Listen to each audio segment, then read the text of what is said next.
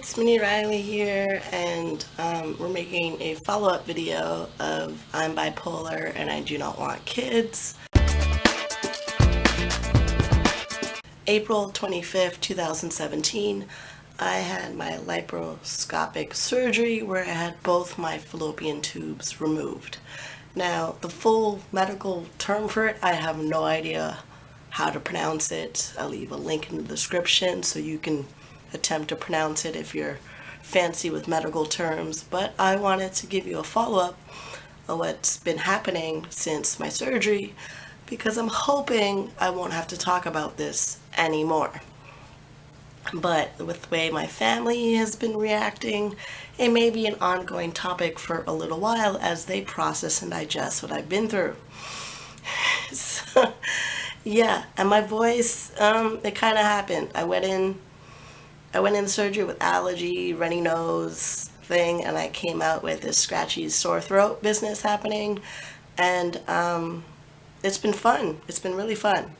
So let's see. Monday, April 24th, I had to stop eating at midnight, and then I didn't sleep. I was just too anxious. I didn't sleep, and then I got up at 6, and I took the train to the hospital, and then it just the chaos that started from there.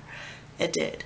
Admitting was fun only because I'm checking in, I'm verifying my ID, I'm verifying my address, my phone number, and then we get to the emergency contact person, which is currently my mother, because it has to be the closest blood relative. And in that moment, I didn't want to, because my mom is not supportive of me getting my tubes tied or removed or basically anything in the vicinity of sterilization to make sure that I permanently cannot have children. And I didn't even want to have to go through the process to verify she's my emergency contact because she may not even show up.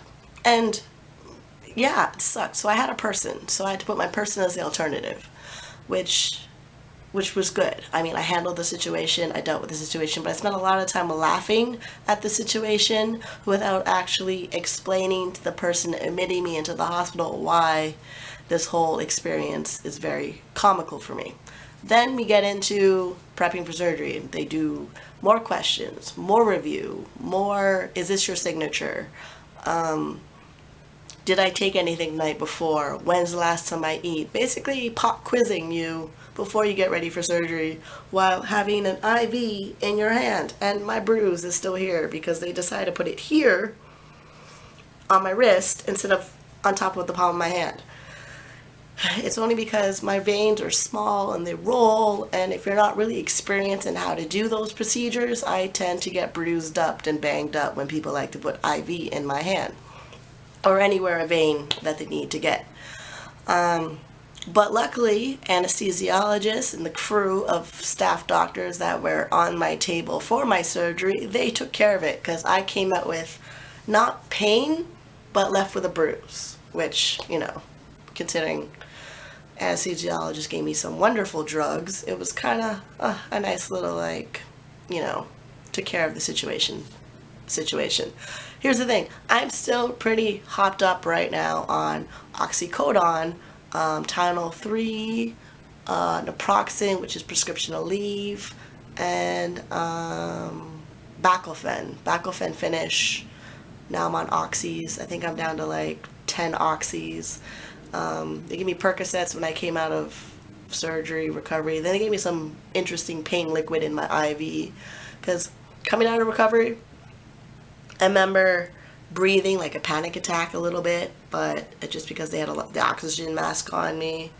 But I was pretty alert, pretty happy, pretty perky, pretty bipolar, perky, mania happy.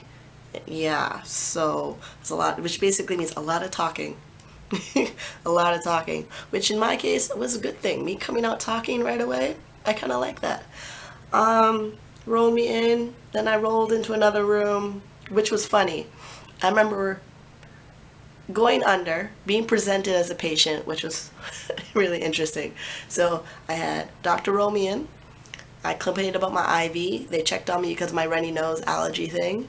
Anesthesiologist said she'll take care of me on the allergy runny nose thingy, and then she checked my IV to make sure it wasn't hurting me anymore. And then they got me to prop up on the table, which was not fun at all. No, not fun at all, because you're not wearing any clothes. You just have that little roby thing. Like, you have one going this way and one going like with like a jacket, and yeah, you just feel very, very awkward and vulnerable. Then you're wearing the stupid hairnet on your feet, basically, because you're not wearing socks. Yeah, and then luckily, I'm so happy they gave me warm blankets. Oh my God, thank you for a hospital and warm blankets. And then our resident introduced themselves. All I know, the resident had nice eyes and brown hair and brown eyes. And then my doctor, yeah, she presented me to the room. Things got started. I woke up in another room, panic attack feeling because the oxygen mask. And then that was quickly resolved. My heartbeat went pretty normal, as fast as it could be. And the whole entire experience, I was just really happy. I don't know if I was happy with drugs or happy that I did the procedure, or a just all around happy day. Because here's the thing. The whole thing about me and not having children is a lot deeper than probably most people, I would think. Because when you're a trauma survivor, yeah, the whole idea of pregnancy and trauma, they don't really go together. They just don't. And I'm really like sharing this because people need to understand that it's your choice, and if you have choices available to you, you need to be able to find out what your choices are, what your options are, what your risks are, what your side effects are, and make the best choice for you, regardless of what anybody in your life is going to tell you. So like right now, I got cousins upset with me, friends upset with me, frickin' my mom's not talking to me, and it's really not about them. I've been deciding my reproductive life since I was 11 years old. Yeah, over 21 years of experience deciding what's happening to my uterus, what, like, everything. Like, it's just, yeah,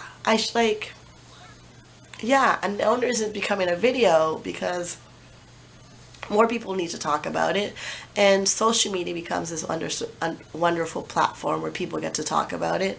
And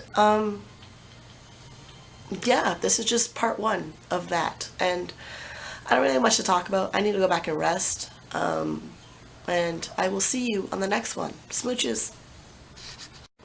Yeah, do you really want to see my bandages? Really? Like, do you really need to see that? Like, is that really necessary? I mean, they're there. I mean, they're in my belly button, 2 on the side. Yeah, they still look kind of gross because all I can do is keep it clean, and the doctor will remove them. If you really want to see them, I could. Alright, fine. Here's one. There's the big belly button. I'm still sticky. There's the last one. Yeah, I really did it.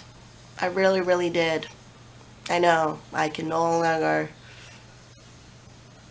produce a child naturally, which is awesome because we shut down the fallopian tubes. Eggs are not going to travel anywhere, and it's pretty extremely difficult for sperm to meet egg, and I'm pretty excited about it. And yeah, I'm going back to bed.